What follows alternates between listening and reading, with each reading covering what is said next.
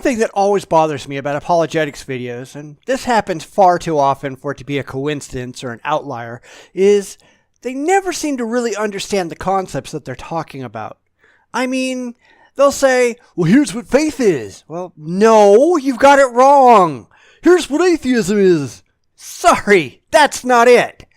And no matter how many times you actually explain to them what you mean, they don't seem to be able to get it through their tiny little heads. So here's a guy that wants to explain why agnosticism is wrong, but he really doesn't know what it is, and I wish I could say I was surprised. Hi everyone, Patrick Marks here. Thanks for watching. Today's topic, Disproving Agnosticism. Jacqueline Glynn and Richard Dawkins, this is coming your way. Now, as I already said, something tells me that this guy has no clue what agnosticism actually is, which is very common, unfortunately, so I'll get this out of the way right up front.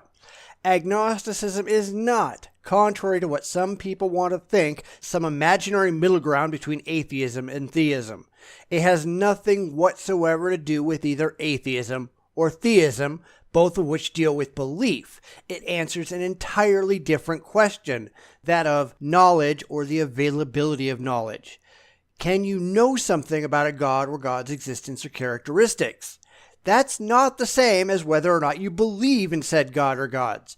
One is knowledge, one is belief. They are not the same. A lot of atheists and agnostics churn out bucket loads of anti-Christian videos, and they can generate up to 500,000 or more subscribers. And that has nothing to do with agnosticism. It has to do with reason and evidence, etc. All things that atheists and agnostics are a hell of a lot better at than the religious. Like Jacqueline Glynn, who put out a video entitled Disproving Christianity, Jesus is a Lie, and generated almost 591,000 views. Well, that's a pretty direct title, but I have to say, after watching the video, it wasn't terribly convincing. Well, not to someone whose beliefs are based on faith and not fact, and I wouldn't expect it to be. But that's not a failure in her video, that's a failure in your ability to evaluate evidence objectively. She tosses out a lot of assumptions about what the Bible says, but never once quotes a scripture to back up what she's saying. My channel is a response to this sort of video, one logical step at a time. Now, of course, I can't answer every false claim that new atheists like Richard Dawkins are going to churn out, not in one 7 to 9 minute video. But I plan to answer those kinds of videos in this channel, even if it takes 100 videos or more. So stay tuned, get subscribed, and let's get started. Yeah, and you be sure to let us know when you actually manage to do any of that, won't you? Because I'll tell you right now, you won't be able to do so because you have no actual evidence for your claims. You just have blind faith and wishful thinking, and that's why Christian apologetics all fail miserably when trying to argue for the veracity of Christian claims. Logic just doesn't work that way. So today we're going to start out with what is an agnostic. The word agnostic comes from two Greek words. A, which means no, and gnosis, which means knowledge. So the word agnostic literally means no knowledge, and it describes somebody who says, well, I don't know if there's a God or not. All right, yes and no. While yes, your breakdown of the linguistics is accurate and your definition is factually correct, I've got a strong suspicion you're about to be leaving the reservation any second now. Now, there are actually at least two different types of agnostics. The simple agnostic says, well, I just don't know if there's a God. Strong agnostics are a whole different animal. They're saying you can't really know if there's a God, even if there was a God, because such a thing would be unknowable. And that much is true. There are people out there whose position is that they don't know whether gods exist, and neither does anyone else, because the whole question is inherently and internally unanswerable. And I disagree with those people. Just because we don't know today doesn't mean we will never know. There was a time we didn't know about genetics. We had no clue what made inheritable characteristics transfer from parent to offspring. Today we do. If someone had said that we would never, ever, ever know, they would have been wrong. We are continually growing and learning, and our knowledge about the world around us is constantly improving. I don't think there's anything anywhere that's inherently beyond our eventual ability to discover. We have never yet, not even once, found anything that is inherently beyond our ability to ever solve. Not once. The idea that this is somehow that one special case is just stupid. Biblical Christians don't really have a problem with simple agnostics because they're basically saying, there's just stuff I don't know. Well, that's an honest attitude, and a person who thinks like this is probably open to evidence. And that's cool because biblical Christians want to show why it is we believe what we believe. So when do you think you're actually going to get started on that? Because biblical Christians make that kind of claim all the time, but when it comes to actually putting up, they fail all the time. I'd love to debate a biblical Christian that actually has objective evidence to present for the factual validity of their beliefs, but not once in the past 30 to 40 years that I've been debating Christians has a single one ever managed to do so. Not once. But strong agnosticism is a whole different story. The truth is, strong agnostics are really atheists in more comfortable shoes. They're just being kind of safe and maybe a little bit intellectual. Well, I will absolutely agree that the term agnosticism has been adopted by a lot of people who are afraid to call themselves atheists. They are using the term wrongly and doing so for emotional reasons. So I will agree with you there. Basically, strong agnosticism comes from the ideas of Immanuel Kant and David Hume. Hume and Kant were philosopher dudes back in the 1700s. They were saying you can't really know what something is, you can only know what your ideas about something are. In other words, you can feel and taste an object.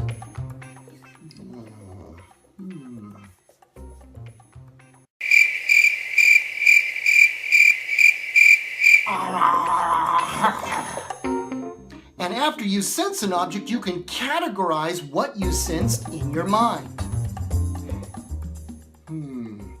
It's an axe. Now what? But they're saying you can't get outside of your little mind to find out what an axe is inside itself. Whoa, dude, that's like totally philosophical, man. I didn't know you couldn't know what it is inside itself. Yeah. And that's why a lot of people think some forms of philosophy are a complete waste of time. There are people out there who spend so much time noodling their navels, they never realize that what they think has absolutely no bearing whatsoever on factual reality. They'd rather live inside their heads than deal with the objective factual reality that exists outside. But this still has nothing at all to do with disproving agnosticism. You're only going after the extremists. So strong agnosticism is saying that since you can't get outside of your mind in a real way, you couldn't know what God was like because he's outside of all reality, presumably. Therefore, God is unknowable. So strong agnosticism really boils down to this idea. Nothing can really be known about reality. But this idea is actually self-defeating. It's sort of like slapping yourself in the face. Because you can't say that reality is actually unknowable, and at the same time say, I know something about reality, it's unknowable. Hey, can I try that? Cool! So, boys and girls, that kind of thinking just doesn't add up. Okay, great. You've defeated the extremists. Now come back and do the same thing with the overwhelming majority of agnostics. This ought to be good. Now, some agnostics and atheists say, well, we're not really saying that. We're just trying to set limits on what you can reasonably know. But if you're setting limits on what you can know, then you know something about what you don't know in order to draw the line in the sand. And that's self-defeating. No, it's not, and I honestly don't know anyone who actually says that anyhow. They're not setting limits to what you can know, they're setting limits of what we actually do know. We don't actually know if gods exist. We have no evidence that they do, therefore only a complete idiot would believe in something for which we have no evidence. If we find evidence, and I'm completely open to doing so, then we can reevaluate that evidence and decide if believing in gods is now warranted. And that time's not now. But then some agnostics and atheists say, well, you can't really know if something is true anyway. Everybody has their own idea of truth. But if you say you can't really know that anything is true, then you're saying at least one thing is true. And that's your idea that you can't know that anything is true. Self-defeating! No, not necessarily. In the case of gods, we don't have any evidence whatsoever that they exist at all. They are purely conceptual. In this case, there's no it to even consider. You have people who are only too happy to explain all about this non-demonstrable entity, but they can't provide any credible means of actually having discovered that information. They can't show how they got what they claim to know. There's a difference between, say, J.K. Rowling telling us about Voldemort because she invented the character and therefore gets to define what it's like, and somebody who says Voldemort actually exists in factual reality and then starts telling us what Voldemort's actually like. One's an invention, the other's a delusion. Which camp do you think Christians fall into? The truth is, even if you don't know what something is, you can know something about it. Just imagine running into a strange creature that you've never seen before. You couldn't even know this strange creature was real unless you could describe it by something you could see or hear, or how it moves or what color it is. So, how do you know God is real? What characteristics does it share with known actual entities that would lead you to believe that it actually exists? Inquiring minds want to know. But because you know something, you can know at least that the creature is real. In the same way, something invisible like wind can be known as real. You may not know where the wind comes from or where it's going.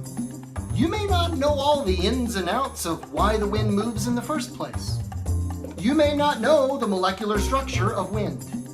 But even though there's a lot that you don't know, you can know that it's real. I agree. Reality is knowable because it acts in a manner consistent with what we have already experienced. The wind has demonstrable effects on other things. It can be measured, it can be tested, it can be replicated. Let us know when you can do any of that with your gods. And that means that reality is not unknowable. You don't have to know everything about reality to know that some things are real. And God is the same way. Trying to pretend that you can't ever know if God is real because you can't really know if anything is real, well, that's just kind of a self-defeating cop-out. Now, if you're just not sure if there's a God or not, then I encourage you to subscribe to this channel and we'll go check out the evidence. I will try to keep answering questions with a lot of love and a lot of logic and at least a little bit of humor. How about evidence? You got any of that? Yeah, I didn't think so. So why is it that these people think that poking holes badly in the ideas of others actually does anything at all to prove that their own beliefs are true? I've done tons of videos and literally hundreds of posts over at the blog exposing apologists who think that the other guy being wrong, if they can even manage that, does anything to prove themselves right. It doesn't. The only way to show that Christianity is correct is to produce objective evidence that Christianity is correct. And surprise, surprise, none of them can actually manage to do that. Amazing, isn't it? So they tilt at windmills, attacking things they clearly don't understand, thinking it will accomplish things that it clearly won't accomplish, and are constantly bewildered when nobody takes them seriously. It's not a surprise, guys. It's reality. Too bad these people have no grasp of it.